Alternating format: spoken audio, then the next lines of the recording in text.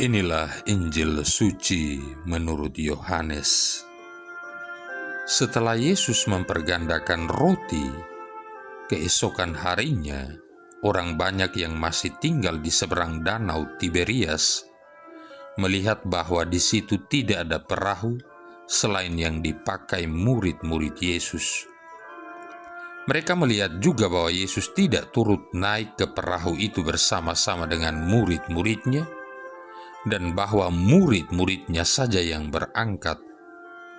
Tetapi sementara itu beberapa perahu lain datang dari Tiberias ke dekat tempat mereka makan roti sesudah Tuhan mengucapkan syukur atasnya.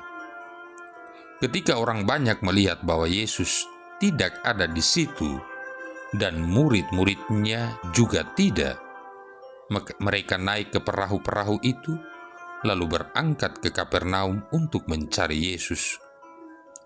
Ketika orang banyak menemukan Yesus di seberang laut itu, mereka berkata kepadanya, "Rabi, bila mana engkau tiba di sini?"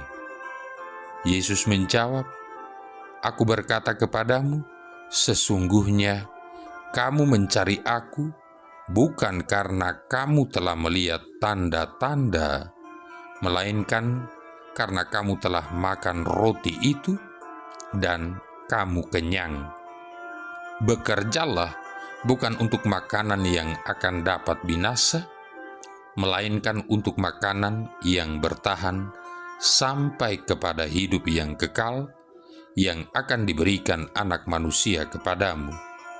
Sebab dialah yang disahkan oleh Bapa Allah dengan meterainya." Lalu kata mereka kepadanya, "Apakah yang harus kami perbuat supaya kami mengerjakan pekerjaan yang dikehendaki Allah?" Jawab Yesus kepada mereka, "Inilah pekerjaan yang dikehendaki Allah, yaitu hendaklah kamu percaya kepada Dia yang telah diutus Allah." Demikianlah sabda Tuhan.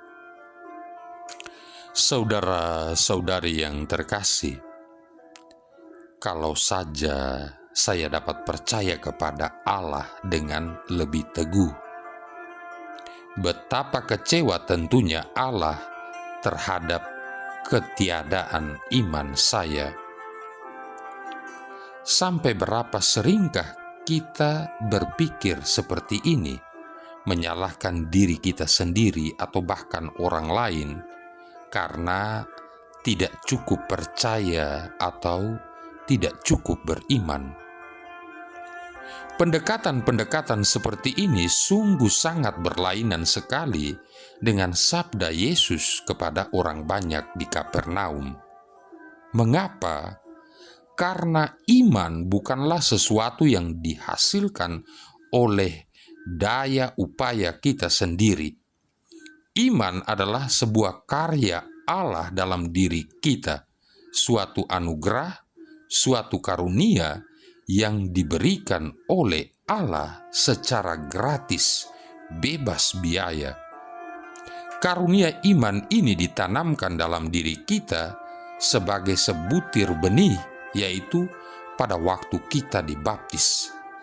Benih iman ini akan bertumbuh setiap kali kita menyerahkan diri kita kepada Allah dalam berbagai situasi kehidupan kita, menaruh kepercayaan kita sepenuhnya kepadanya, dan taat kepada sabdanya. Iman akan menjadi semakin mendalam setiap kali kita memperkenankan Allah membuktikan bahwa Dia penuh kasih dan kuat kuasa, mampu melindungi kita dan memberikan kepada kita hikmat-Nya. Saudara-saudari yang terkasih, orang banyak yang mengikuti Yesus ke seberang danau Galilea, yaitu danau Tiberias, telah menyaksikan Yesus membuat mujizat pergandaan roti dan ikan di atas gunung yang berumput hijau. Yohanes bab 6 ayat 1-14. Dan mereka ingin mengetahui lebih banyak lagi tentang diri Yesus. Setelah memuaskan rasa ingin tahu orang banyak itu, sekarang Yesus ingin memperdalam iman mereka, menggerakkan mereka untuk percaya kepada dirinya dan bukan hanya kepada apa yang diperbuatnya.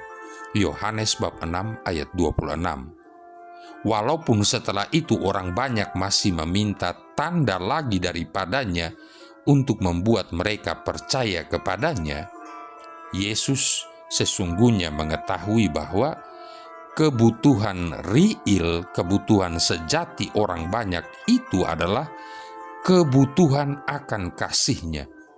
Oleh karena itu, Yesus melanjutkan pembicaraannya dengan mereka, memancing pertanyaan-pertanyaan dari mereka agar mempersiapkan mereka untuk beriman lebih mendalam kepadanya.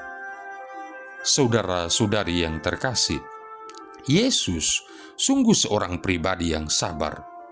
Ia melihat berbagai kelemahan dan kesalahan kita, bahkan lebih jelas daripada yang kita lihat sendiri. Namun, Ia tidak menghukum kita, malah Dia mengundang kita untuk mencicipi lebih lagi kasih-Nya dan berkenan menyembuhkan kita. Dipenuhi dengan belas kasih dan bela rasa, Yesus sudah pasti akan memberikan kepada kita kemampuan untuk percaya kepadanya.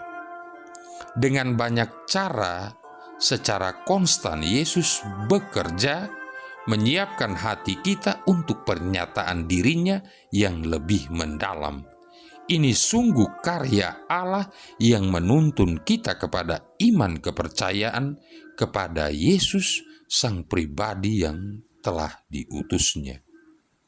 Saudara-saudari yang terkasih, sebagai orang beriman, seringkali dengan cepat kita berpendapat bahwa bencana seperti perang, serangan teroris, gempa bumi, banjir bandang, dan sebagainya merupakan akibat dari penghakiman Allah. Namun kenyataannya, terdapat serangkaian faktor yang sangat kompleks di balik sebagian besar bencana itu. Jika kita membuka Injil Lukas bab 13, ketika Yesus ditanyai tentang sejumlah orang yang mati menggenaskan dan 18 orang yang tewas tertimpa menara, apakah mereka yang mati itu dosanya lebih besar daripada orang yang lain? Tidak, jawab Yesus. Bahkan Yesus berkata, tetapi jikalau kamu tidak bertobat, kamu semua akan binasa atas cara demikian. Hal ini hendak mengajarkan kita sekalian bahwa daripada memandang penghakiman Allah sebagai tragedi, mari kita memandangnya sebagai panggilan untuk bertobat secara pribadi. Hal ini khususnya berlaku bagi kita orang Kristiani yang suam-suam kuku imannya. Sebagai contoh, tindakan terorisme sebenarnya menantang kita untuk mempelajari ketidakadilan yang turut andil dalam mendorong orang melakukan kekejaman mengerikan semacam itu. Dan hal itu juga serentak mengajak kita sekalian supaya berdoa dengan sungguh-sungguh untuk pertobatan dan kebaikan para pelaku kejahatan yang putus asa itu. Malapetaka itu sendiri memang bukanlah hal yang baik, tetapi dapat dipakai untuk menggenapi rencana Allah dengan menyadarkan kita orang beriman dan membawa kita yang suam-suam kuku imannya untuk bertobat. Jadi, janganlah kita bertanya siapa yang patut disalahkan dalam bencana, tetapi tanyakanlah dalam doa-doa kita, Tuhan, apa yang ingin Engkau katakan kepada saya melalui peristiwa atau kejadian ini? Dalam situasi yang genting, dengarkan panggilan Allah yang menyadarkan dalam setiap sabdanya. Marilah berdoa. Allah Bapa sumber cahaya ilahi, Engkau menunjukkan cahaya kebenaran-Mu kepada orang-orang yang sesat, supaya mereka kembali ke jalan yang benar. Semoga kami yang menamakan diri orang Kristiani, menjauhkan segala yang bertentangan dengan nama itu, serta berusaha hidup sebagai orang Kristiani sejati, dengan pengantaran Yesus Kristus Putra-Mu Tuhan kami, yang bersama dengan Dikau dalam persatuan Roh Kudus hidup dan berkuasa, satu Allah sepanjang segala masa. Tuhan memberkati kita sekalian, Bapa, Putra, dan Roh Kudus.